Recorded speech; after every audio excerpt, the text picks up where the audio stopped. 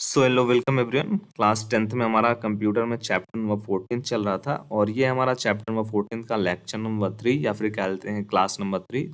और first and second को अगर आपने मिस किया हुआ है तो प्रीवियस टॉपिक्स को अगर आप पढ़ लेंगे तो आपके लिए बेटर रहेगा, तभी आपको नेक्स्ट टॉपिक अच्छे समझ में आएगा। प्लेलिस्ट को आप जरूर से चेक कर लीजिएगा। सो आज हम देखने वाले हैं इस क्लास में ई गवर्नेंस के अनुप्रयोग, इस टॉपिक के बारे में डिटेल में। इंग्लिश में बोलते हैं इसको application of e governance. Like e governance क्या होता है उसका मैंने आपको एक छोटा सा ओवरव्यू प्रीवियस क्लास में दिया था।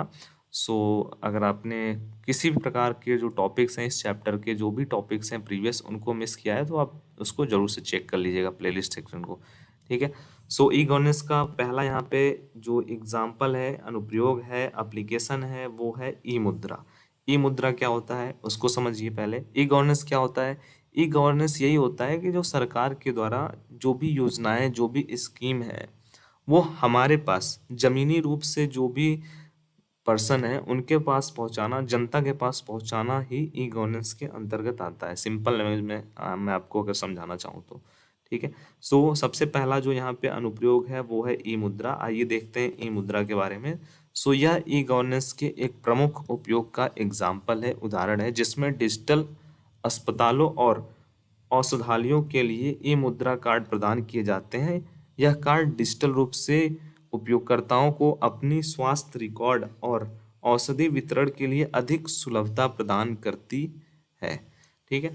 ई मुद्रा या फिर अभी लेटेस्ट में आया हुआ है आभा कार्ड, कुछ इस टाइप का कार्ड चल रहा है। ठीक है। एंड उसके बाद एक और यहाँ पे योजना चल रही है। जी हाँ, एक सेकंड जो योजना अभी चल रही है आयुष्मान कार्ड। ठीक है। आयुष्मान कार्ड योजना, उसके बारे में भी आपने सुना होगा, आयुष्मान कार्ड।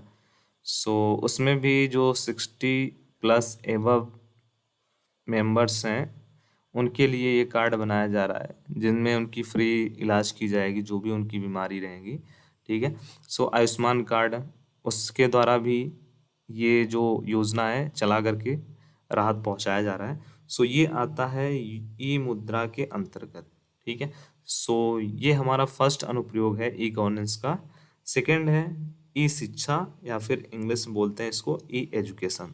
सो जो ई गवर्नेंस के अनुप्रयोग के रूप में ई शिक्षा के उपयोग से विद्यार्थियों को ऑनलाइन पाठ्यक्रम और शैक्षिक सामग्री का उपयोग करके शिक्षा प्राप्त करने का मौका मिलता है।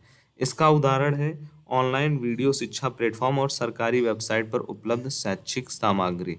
कुछ ऐसे लर्निंग वेबसाइट्स हैं जहाँ, कुछ ऐसे एजुकेशनल लर्निंग वेबसाइट्स हैं जहाँ पर आपको फ्री में, जैसे एक जो सक्षम, ठीक है, सक्षम नाम से एक आपको देखने को मिलेगा। यहाँ पर आपको फ्री में कंटेंट देखने को मिलता है आपके प्रिपरेशन के लिए। वैसे तो आपको वायरलेस क्लासेस चैनल पे भी फ्री में सभी चीज़ें पढ़ाई जाती हैं, केवल आपको सब्सक्राइब करना होता है, बाकी आपको सभी कंटेंट फ्री में मिलता है, किसी प्रकार का कोई चार्ज आपको पे नहीं करना है। ठीक है। सो ये हमारा जो सेकेंड अनुप्रयोग है, एप्लीकेशन है ई गवर्नेंस का, वो है ई शिक्षा। थर्ड है ई व्यापार, ई बिजनेस इसको इंग्लिश बोलते हैं। सो ई गवर्नेंस के द्वारा व्यापारिक प्रक्रियाओं को सुविधाजनक बनाने के लिए ई व्यापार के अनुप्रयोग होते हैं। इसमें ऑनलाइन निवेदन और विस्तृत वितरण प्रणाली को शामिल किया गया है। ठीक है। फोर्थ है हमारा अनुप्रयोग, वो है ई कृषि, इंग्लिश में बोलते हैं इसको ई एग्रीकल्चर। तो किसानों को ऑफलाइन जलवायु जानकारी, बाजार मूल्य और कृषि तकनीकियों के लिए ई गवर्नेंस का उपयोग किया जा सकता है। इसके माध्यम से किसान अपनी उपज को बेहतर तरीके से प्रबंधित कर सकते हैं। ठीक है। सो बहुत से ऐसे एप्लीकेशन गवर्नमेंट के द्वारा लॉन्च किए गए हैं, वेबसाइट लॉन्च किए गए हैं, जहां पर आपको कृषि से संबंधित सभी इंफॉर्मेशन, जैसे कि कब बारिश होने वाली है या फिर कब ओलावृष्टि होने वाली है, कब चक्रवात आएगा, कब तूफान आएगा, कब बहुत ज़्यादा गर्मी रहेगी किस टाइम पे, कब बहुत ज़्यादा ठंडी रहेगी, कैसी जलवायु कहाँ की कैसी रहने वाली, वो सब इंफॉर्मेशन आपको वहाँ पे टाइम टू टाइम अपडेट किया जाता है उस एप्लीकेशन में, उस वेबसाइट पे। तो गवर्नमेंट के थ्रू कुछ ऐसे वेबसाइट्स को भी लॉन्च किया गया है, गवर्नमेंट के थ्रू ऐसे योजना को लॉन्च किया गया है जिसमें आपको ये सब इंफॉर्मेशन देखने को मिलेगा। ठीक है। सो ये हमारा अनुप्रयोग नंबर 4 था। फिफ्थ है हमारा ई सरकारी सेवाएं, ई गवर्नेंस सर्विसेज इंग्लिश बोलते हैं। सरकारी सेवाओं को लोगों के लिए अधिक पहुंचने योग्य बनाने के लिए ई सरकारी सेवाएं प्रदान करते हैं, जैसे कि आधार कार्ड, वोटर आईडी कार्ड और अन्य सरकारी दस्तावेज के लिए ऑनलाइन आवेदन। ठीक है। ई गवर्नेंस सर्विसेज के अंतर्गत हम लोग क्या कर सकते हैं, ऑनलाइन माध्यम से आधार कार्ड बनवा सकते हैं, वोटर आईडी कार्ड बनवा सकते हैं, और भी बहुत से जो डॉक्यूमेंट हैं उनको हम लोग ऑनलाइन माध्यम से बनवा सकते हैं। उसके लिए हमको ऑफलाइन कहीं भी जाने की आवश्यकता नहीं है। ठीक है। जैसे जो भी हमारे नियर अबाउट साइबर कैफे हैं, बस हमको वहीं पे जाने की आवश्यकता है, वहाँ से हम लोग ऑनलाइन माध्यम से अपना जो भी पैन कार्ड हो गया, उसके बाद हमारे जो भी इनकम सर्टिफिकेट या फिर अदर सर्टिफिकेट, कोई भी डिजिटल जो भी सर्टिफिकेट होते हैं उनको हमको बनवाना रहता है, तो हम वहाँ से अप्लाई करवा सकते हैं। ठीक है।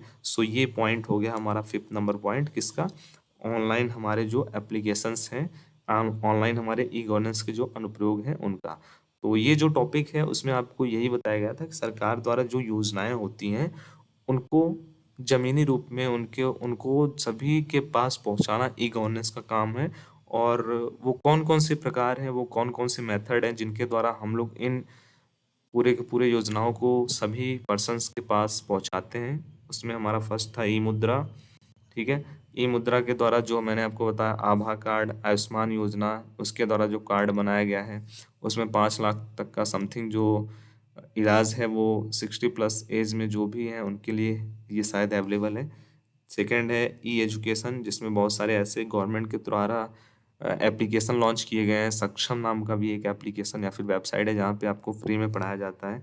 ई व्यापार है, ई बिजनेस है, ई कृषि एग्रीकल्चर है, जिसमें कृषि संबंधी सभी इंफॉर्मेशन प्रोवाइड किए जाते हैं। और उसके बाद अदर जो गवर्नमेंट सर्विसेज हैं, डॉक्यूमेंट्स हैं, उनको आप बनवा सकते हो ऑनलाइन।